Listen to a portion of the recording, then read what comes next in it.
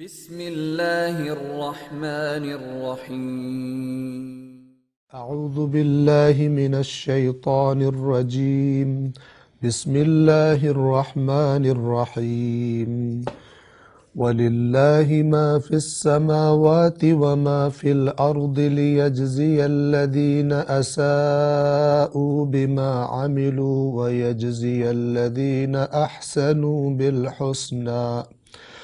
اور جو کچھ آسمانوں میں ہے اور جو کچھ زمین میں ہے وہ اللہ ہی کا ہے، تاکہ وہ برا کام کرنے والوں کو ان کے کاموں کا بدلہ دے اور نیک کام کرنے والوں کو اچھی جزا عطا کرے۔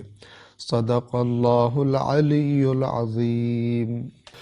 گزشتہ درس میں ہم نے آیت نمبر 31 کے آغاز میں واو اور للہ کے معنی بیان کر دیے تھے۔ اگلا حرف ہے ما۔ حرف ما عربی زبان میں کئی معانی میں استعمال ہوتا ہے۔ بعض اوقات یہ سوال پوچھنے کے لیے بھی آتا ہے، اور بعض اوقات اس کا معنی جو اس آیت میں بھی ہے وہ ہے جو یا جو کچھ۔ اس طرف بھی اشارہ کر دیں کہ جب ہم قرآن مجید کا ترجمہ کرتے ہیں تو ظاہر ہے عربی زبان ایک بہت ہی فصیح و بلیغ زبان ہے، اور اس کے ایک لفظ میں اتنا معنی ہوتا ہے کہ جب ہم اس کو اردو زبان میں بیان کرنا چاہتے ہیں تو ہمیں بعض الفاظ کا اضافہ کرنا پڑتا ہے۔ عربی زبان بھاری ہے، عربی زبان گہری ہے، تو اردو میں عربی کے الفاظ کا مفہوم اور معنی پورا بیان کرنے کے لیے ہمیں بعض اوقات وضاحت کرنی پڑتی ہے، اور ایک لفظ کے لیے ہمیں عربی کے ایک لفظ کے لیے اردو کے کئی لفظ لانے پڑتے ہیں۔ اسی طرح جب ہم پوری آیت کا یعنی پورے عربی جملے کا ترجمہ کرتے ہیں تو بعض دفعہ ہمیں ترتیب بدلنی پڑتی ہے تاکہ اردو کے اعتبار سے، اردو کے لحاظ سے ترجمہ آسان ہو جائے اور روان ہو جائے۔ اگر لفظ بلفظ ترجمہ کیا جائے، یعنی جیسے عربی میں الفاظ کی ترتیب ہے، آیت میں الفاظ کی ترتیب ہے، اگر بالکل وہی ترتیب رکھی جائے تو اردو پڑھنے والے کو کہ جو عربی نہیں سمجھتا مشکل پیش آئے گی۔ تو یہ تھوڑی بہت ترتیب کی تبدیلی یا الفاظ زیادہ لے آنا ضرورت کے مطابق ایسا کرنا ضروری ہوتا ہے، اور ہم بھی ایسا کرتے ہیں۔ حرف ما اس آیت میں اس کا معنی ہے جو یا جو کچھ، ما فی السماوات جو کچھ آسمانوں میں ہے، اور اسی طرح دوبارہ وما فی الارض اور جو کچھ زمین میں ہے۔ ما کے بعد اگلا حرف ہے فی۔ فی کا جو معنی کے لیے اردو میں ہم لفظ استعمال کرتے ہیں وہ ہے میں۔ فی جب یہ حرف آتا ہے تو اس کا مطلب یہ ہوتا ہے کہ کسی چیز کا کسی دوسری چیز میں ہونا بیان کیا جا رہا ہے، اندر ہونا بیان کیا جا رہا ہے۔ مثال کے طور پر کہتے ہیں کہ ہوا فی البیت، وہ گھر میں ہے۔ فی البیت گھر میں ہے۔ اس آیت میں فی السماوات آسمانوں میں ہے۔ اگلا فی کے بعد لفظ ہے السماوات۔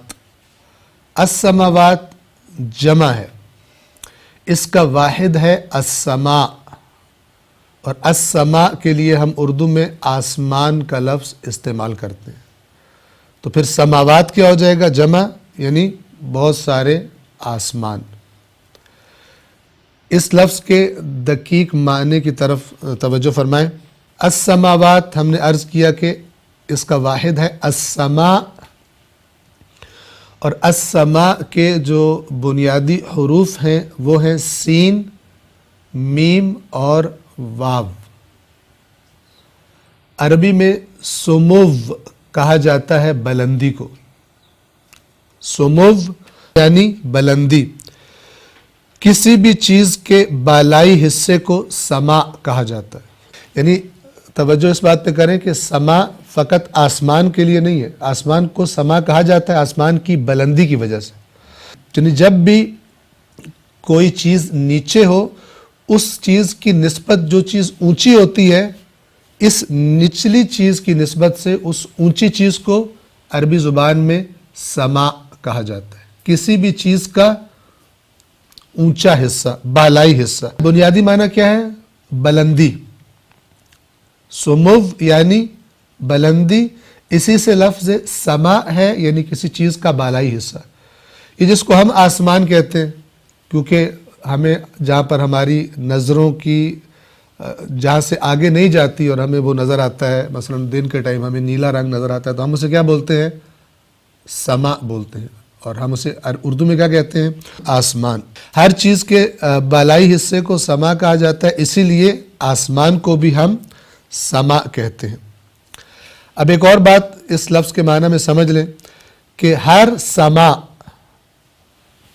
اپنے ماتحت کے لحاظ سے، توجہ کریں، ہر سما اپنی نیچے والی چیز کے لحاظ سے سما کہلاتا ہے، اور اگر ہم وہاں پہنچ جائیں جسے ہم سما کہہ رہے تھے تو پھر وہ اپنے سے اوپر والی چیز کے اعتبار سے کیا کہلائے گا؟ ارض۔ سما کی ضد کیا ہے؟ ارض، جسے ہم مثلا زمین کہتے ہیں۔ پس ہر سما اپنے ماتحت یعنی جو اس کے نیچے ہے اس کے اعتبار سے لحاظ سے سما، جبکہ مافوق، ماتحت یعنی جو نیچے ہے، مافوق یعنی جو اوپر ہے، اپنے مافوق کے اعتبار سے ارض کہلائے گا۔ پس ایک ہی چیز ایک ہی وقت میں سما بھی ہو سکتی ہے اور ارض بھی۔ سما کس کے اعتبار سے ہے؟ اپنے سے نیچے والی چیزوں کے اعتبار سے، اور ارض کس کے اعتبار سے ہے؟ اپنے سے اوپر والی چیزوں کے اعتبار سے۔ اور یہ جو جس سیارے پہ ہم رہتے ہیں اس کو بھی اسی اعتبار سے ارض، جس کو ہم زمین کہتے ہیں، اس سیارے کا نام ہم نے زمین رکھا ہے جس پر ہم رہتے ہیں انسان، اس کو بھی ارض اسی سما کی نسبت سے کہا جاتا ہے، چونکہ ہمیں وہ اوپر نظر آتا ہے اور یہ زمین جہاں پر ہم ہیں نیچے نظر آتی ہے۔ عربی زبان میں بارش کا جو پانی برستا ہے، بارش برستی ہے، ٹھیک ہے، اللہ برساتا ہے بارش کو، اس بارش کو بھی کیا کہتے ہیں؟ سما۔ کیوں؟ اس لیے کہ اوپر سے نیچے گر رہی ہوتی ہے، اس بلندی سے آنے کی نسبت سے بارش کو بھی سما کہا جاتا ہے۔ سما کی جمع کیا ہے؟ سماوات۔ پس وَلِلَّهِ مَا فِي السَّمَاوَاتِ، جہاں پہ تم رہتے ہو وہ زمین اور جتنی چیزیں تمہیں اوپر نظر آتی ہیں، جتنے بھی آسمان ہیں جن کو قرآن مجید 7 آسمان بتاتا ہے کہ جن کی اصل حقیقت کہ در حقیقت وہ کیا چیز ہے اللہ تبارک و تعالی جانتا ہے۔ ہمیں جو قرآن اور روایات سے پتہ چلتا ہے ہم وہی ادراک کر سکتے ہیں۔ 7 مقامات ہیں، 7 بلندیاں ہیں، اور ہر اس سما پر اپنی نسبت سے مخلوقات ہیں، اللہ تعالیٰ کے قوانین وہاں پر حاکم ہیں جن کی طرف قرآن مجید بھی اشارہ کرتا ہے۔ لیکن جب قرآن کہتا ہے ما فی السماوات و ما فی الارض، تو اس سے مراد ساری کی ساری کائنات ہوتی ہے۔ جیسے سورہ رحمان میں فرمایا یا معشر الجن والانس ان استطعتم ان تنفذوا من اقطار السماوات والارض، کہ اے گروہ جن و انس، اگر تم یہ آسمان و زمین کے کناروں سے اگر باہر نکل سکتے ہو، یعنی جو ان کی حد ہے وہاں سے باہر نکل سکتے ہو تو نکل کے دکھاؤ۔ یعنی یہ جو کائنات جس کے اندر یہ سارا نظام ہے، اس کو جب قرآن اس کے بارے میں بتانا چاہتا ہے تو کیا لفظ استعمال کرتا ہے؟ السماوات والارض وما خلقنا السماوات والارض وما بینہما الا بالحق، ہم نے آسمانوں اور زمین کو خلق نہیں کیا مگر برحق۔ برحق یعنی اس خلقت میں ہدف ہے، اس خلقت میں کیا ہے؟ حکمت ہے، بے حکمت کام ہم نہیں کرتے۔ پس سماوات جمع ہے آسمان کی، یعنی بہت سارے آسمان، اور قرآن جب سماوات کہتا ہے تو خود قرآن کی تعبیر کے مطابق 7 سماوات، 7 آسمان۔ انشاءاللہ آئندہ درس میں جاری رکھیں گے۔ والسلام علیکم ورحمۃ اللہ وبرکاتہ۔